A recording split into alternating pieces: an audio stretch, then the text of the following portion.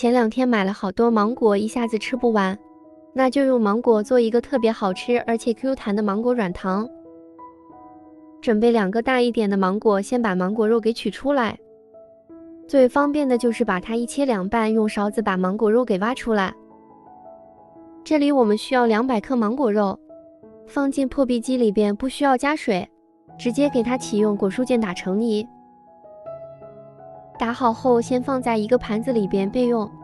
再来调一个粉浆，40克木薯淀粉，20克玉米淀粉，50克清水。用筷子给它调成糊状。把刚才打好的芒果泥倒进一个平底不粘锅，一定要开小火，用铲子不停地搅拌，炒去多余的水分，再加40克白糖。等白糖全部融化之后，我们先关火晾一会，再把刚才调好的淀粉水给倒进来，一定要稍微晾一会再倒进来。如果不晾一会直接倒进来，会起很多的疙瘩。先用铲子给它搅拌均匀，等拌匀之后再开小火，用铲子不停地搅拌，炒几分钟之后它会变得特别黏，就这样抱成一个团，这样也就可以了。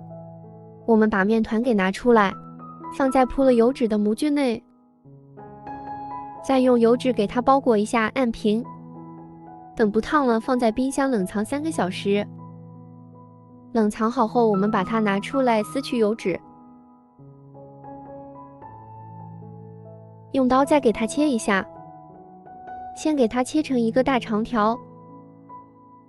拿一块先看看，超级有弹性。最后再切成一小块一小块的。如果你想吃更甜一点的表面，可以再沾一点白砂糖。也可以直接那样吃，我们的芒果软糖就做好了。是不是也很简单呢？因为里边加了木薯淀粉，所以每一块都特别的 Q 弹。看看它这个韧劲，咬一口下去有点梗啾啾的，有芒果的香味，酸酸甜甜的，特别好吃。